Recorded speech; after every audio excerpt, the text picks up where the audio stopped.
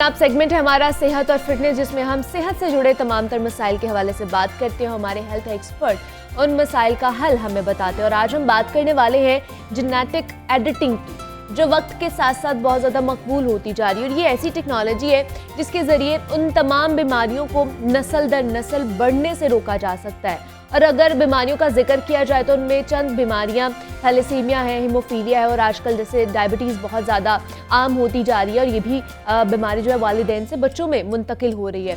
तो इस टेक्नोलॉजी के ज़रिए ऐसी मेडिसिन इंजेक्ट की जाती है जिनके ज़रिए ये बीमारियां अगली नस्ल में मुंतकिल होने से रोकी जा सकती हैं। और इसके अलावा इस टेक्नोलॉजी के ज़रिए बच्चों की आंखों का रंग तक तब्दील करने के हवाले से तजुर्बे किए जा रहे हैं। और इसकी मिसाल यूँ है कि अमरीका की खुफिया एजेंसी के एक आला ओहदेदार ने दावा किया है कि चीन ने मैदान जंग में फौजियों की कारकर्दगी बढ़ाने के लिए जदीद बायोटेक्नोलॉजी का सहारा लेते हुए अपनी फौज पर एक कामयाब तजर्बा कर लिया है। और उसका मकसद मैदान जंग के लिए गैर मामूली सलाहियतों के हामिल फौजी तैयार करना है।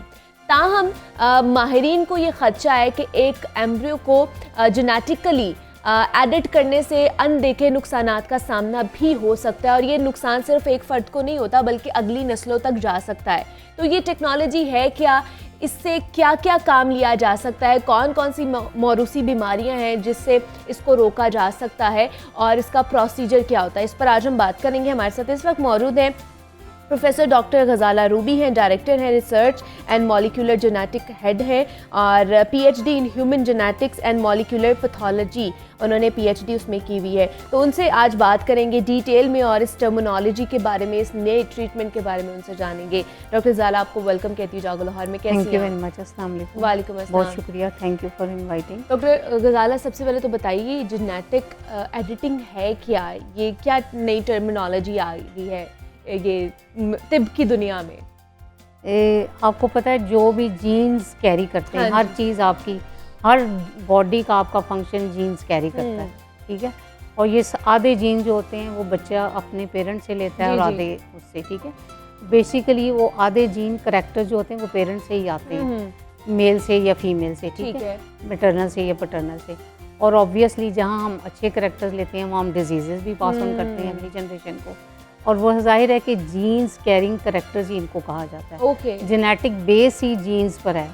और वो जो सारे अच्छे करैक्टर हैं उसमें सारे डिजीज़ करैक्टर्स भी हैं। अच्छा। जैसे सबसे पहले आपकी क्रॉप पे होते हैं जो कि डिजीज़ थी, अब तो पाकिस्तान में बड़े सक्सेसफुल हैं कि हम पोटैटो, टोमेटो ये सब उस पर कैरी करते हैं, ठीक है। अच्छा। ट्रांसजेनिक हम प्रोडक्ट्स प्रोड्यूस करते हैं, उससे ये होता है कि प्रोडक्शन भी अच्छी मिलती है और वो डिज़ीज़ कंट्रोल भी होती है, ठीक है। और इसी तरह ह्यूमन पे भी हम सारे एक्सपेरिमेंट्स वो कर रहे हैं और पिछले कितने अरसे से करना चाह रहे थे, और वो सारे जीन आइडेंटिफाई किए।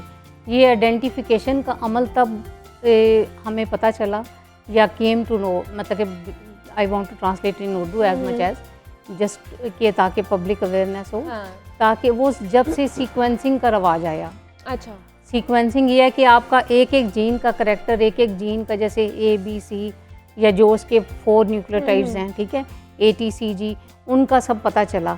तो उसके बाद हमें पता चला कि कौन से जीन कहाँ से जब गलत जुड़ जाते हैं, अच्छा, तो उसके बाद से वो डिज़ीज़ पैदा करनी शुरू कर देते हैं। वो किस तरह होता है कि जब आपकी तेज़ी से, ये अल्लाह ताला का नेचुरल सिस्टम है ना, कि आपकी रेप्लिकेशन होनी है, आपने इतनी देर में 1 सेल बनने हैं, 2 बनने हैं, 4 बच्चे, इसी तरह मल्टी मिलियनर आपके सेल्स प्रोड्यूस होते हैं सेकेंड्स में, मिनटों में, ठीक है। तो एक अमल होता है, जिस तरह आपने देखा होगा कि जब कोई टाइल्स लगाते हैं इमारत में, तो वो जब टाइल्स लगाता है एक बेस, तो फिर वो उसको अच्छी तरह चेक करता है कि उसकी बेस लाइन ठीक बनी कि नहीं। इसी तरह एक इमेज मैं शायद ला नहीं पाई, अगर आप वो दिखाना चाहें तो, कि उसमें ATCG स्क्रीन पे सारी चीज़ें भी शो होंगी साथ-साथ। तो वो ATCG इस तरह का जीन सीक्वेंस होता है। तो वो जब रेप्लिकेशन हो रही होती है तो वो उसको रीड करता है। अच्छा। मतलब कि अल्लाह ताला का एक नेचुरल सिस्टम है। तो खुदा न खास्ता जिस तरह अगर उससे कोई गलत टाइल लग जाएगी, अगर वो कच्ची होगी तो वो उतार के उसको ठीक कर लेगा, कर सकते हैं। लेकिन इसी तरह ही जब जीन की प्रूफ रीडिंग का उसको सिस्टम कहते हैं, कि जब रेप्लिकेशन हो रही होती है तो वो उसमें कोई एक आध न्यूक्लियोटाइड ATCG की तरह गलत लग जाए, तो वो प्रूफ रीडिंग में वो वाला न्यूक्लियोटाइड अल्टीमेटली रिप्लेस होकर नया लग जाता है। उसको हम नेचुरल अनीलिंग या नेचुरल प्रूफ रीडिंग का सिस्टम कहते हैं कि अल्लाह ताला ने नेचुरल हमारे अंदर रखा हुआ है। लेकिन अगर एक आध होगा, एक आध टाइल सही लगेगी ना गलत, तो वो ठीक कर लेगा।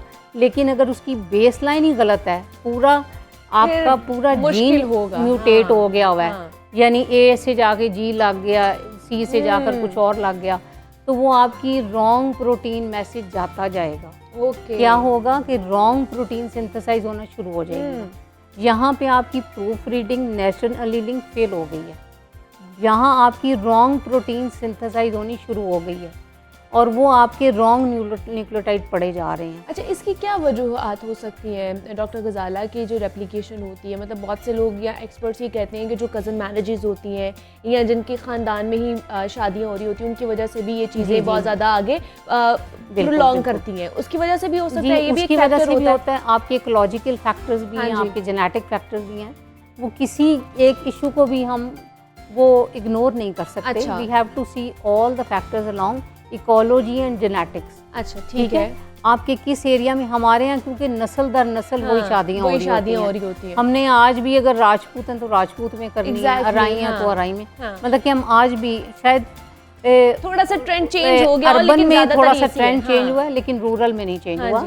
अर्बन में we have gone advance, we want to extend the relationships rather than keep on the old relationship, we want to extend the relationship. लेकिन इसमें ये होता है कि जब आपकी वो फेल हो जाती है, रॉन्ग प्रोटीन सिंथेसाइज शुरू हो जाती है, तो फिर आपकी रॉन्ग प्रोटीन जो ही जाती है तो वो आपका गलत सेल्स बनना शुरू हो जाते हैं। अगर आपका ब्रेन मैसेज देता है ना न्यूक्लियो कोड की शक्ल में, 3 ATCG में से 3 कोड जाते हैं। हर मैसेज के नतीजे में आपका एक नया सेल बनता है, नई जीन बनती है, नई थेरेपी होती है, आपके नए सेल्स प्रमोट हो रहे होते हैं। ठीक है, जिस तरह आपका कोई जख्मी हो जाते हैं, कोई बोन टूट जाती है, बीच में से वूंड हो जाते हैं इतने रॉन्ग, तो जल्दी हील होना शुरू हो जाते हैं। अच्छा, दूसरा ये डॉक्टर गजाला में बताइए कि अगर जिस तरह बताया जाता है कि कज़न मैरिजेस की वजह से बहुत सारी मौरूसी बीमारी में आगे फैलती हैं, तो क्या ये जीन एडिटिंग से उसको भी ठीक किया जा सकता है या वो ठीक नहीं हो सकती? कज़न मैरिजेस की जीन एडिटिंग से ठीक हो सकता है, लेकिन वो सोमैटिक सेल पे जाता है। अच्छा, यानी जब अभी बच्चा पैदा होने से पहले से अगर उसकी थेरेपी कर दी जाए, उनके ये सीक्वेंसिंग का मैंने यही बताया ना कि सीक्वेंसिंग जब से आई तब हमें पता चला कि हम ये वाली चीज़ें ठीक कर सकते हैं। हमें सीक्वेंसिंग से पता चला कि ये रॉन्ग प्रोटीन जुड़ी हुई है, सही, ये आपके जीन का सीक्वेंस गलत हो गया। यहाँ पे जहाँ पे आपके जीन का सीक्वेंस गलत हो गया, वो अगला सेल वही सीक्वेंस पढ़ा जा रहा है। आपके ब्रेन ने वही मैसेज देना जो उसको रिसीव हुआ है, वही मैसेज देता जाएगा, वो रॉन्ग सेल्स बनते जाएंगे।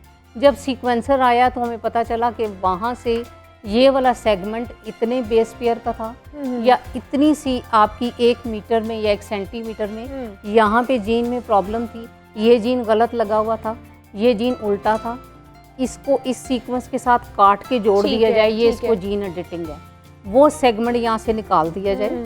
जैसे आप कपड़ों में अपनी बड़ी अच्छी डिज़ाइनिंग कि वहाँ से कट कर दिया, वहाँ से उसको डिज़ाइन कर दिया, या वो अच्छा नहीं लग रहा तो वो उसको आपने मजबूती के लिए या किसी और के लिए उस सेगमेंट को आपस में वहाँ से ज्वाइन कर दिया, तो वो आपने म्यूटेटेड वाला पार्ट या गलत प्रोटीन वाला पार्ट निकाल के बाहर कर दिया।